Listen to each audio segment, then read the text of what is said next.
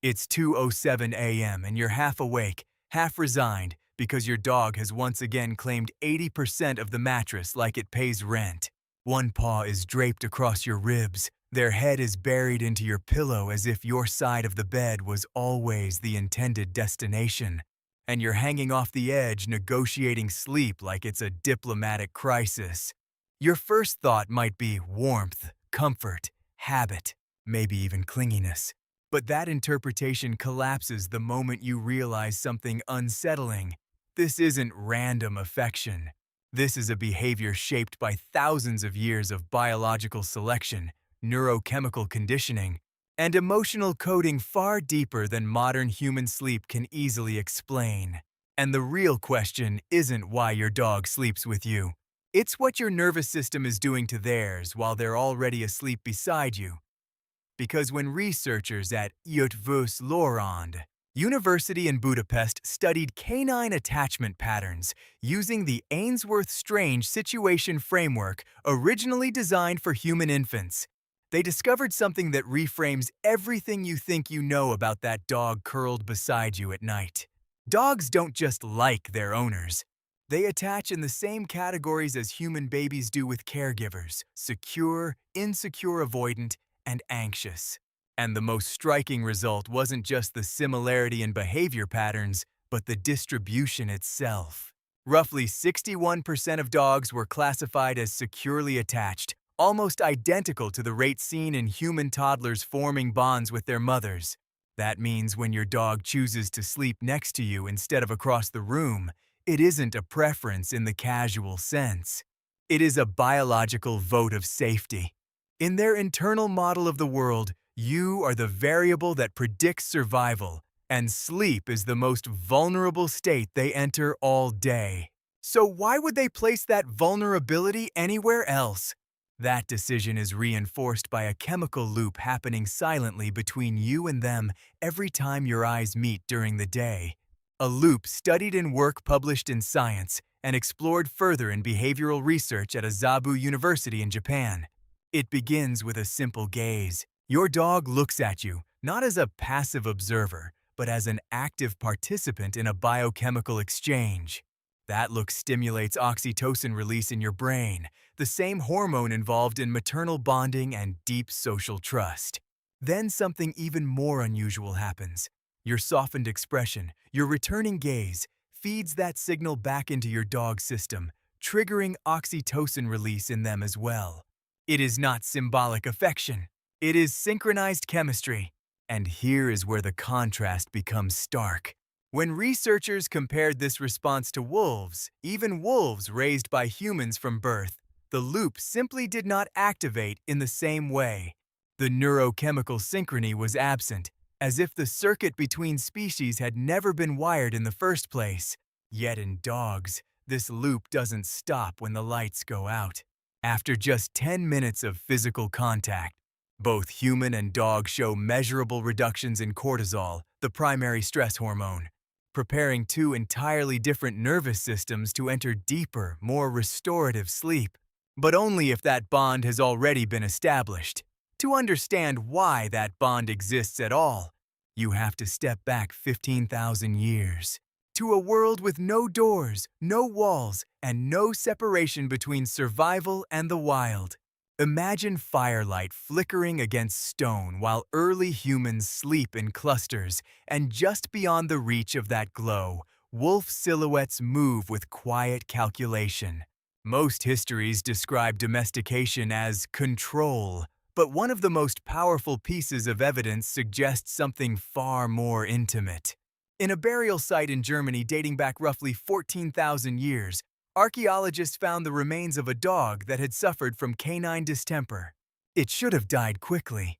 Instead, it lived for weeks longer than expected, long enough for signs of sustained human care, feeding, protection, survival assistance that made no evolutionary sense unless emotional attachment had already formed. That single act implies something radical for its time. Early humans were willing to allocate scarce resources to another species, not because it was useful in the moment, but because it mattered. And over generations, That relationship left a mark deeper than behavior. On chromosome 6, dogs carry genetic variations linked to extreme sociability and heightened responsiveness to human cues, traits that wolves do not express in the same way. This isn't just training or environment. It is selection written into biology itself, as if evolution gradually removed the idea of independent survival from dogs and replaced it with stay close to humans or fail to thrive, which raises an uncomfortable thought about what they might feel when you leave the room. That same dependency creates a paradox every dog owner eventually notices in the middle of the night. According to sleep research often referenced by clinicians at the Mayo Clinic, dogs can disrupt human sleep cycles through movement, temperature shifts, and micro-awakenings throughout the night. And yet, in a 2024 study from the University of Jyväskylä in Finland, many owners reported feeling more rested, not less, when their dog slept beside them. Objectively, sleep architecture is more fragmented. Subjectively, the brain feels safer. The explanation sits in something called heart rate variability co-regulation. When your dog lies beside you in a deeply bonded state, their nervous system does not operate independently anymore. It begins to synchronize with yours, matching rhythm, adjusting arousal, and stabilizing fluctuations in stress response. It is not conscious coordination. It is biological entrainment. Interestingly, this effect does not occur with a random human sharing the same bed. The nervous systems don't align. The calming effect fails to appear. But with a bonded dog, your bodies begin to behave like a single regulated system drifting toward rest together, even when sleep itself is technically less efficient. Which makes you wonder what your body is prioritizing more, rest or safety. But there is a moment in every dog owner's life when this pattern suddenly breaks, and that silence can feel louder than the behavior itself. If your dog stops sleeping beside you, it is never something to dismiss as random.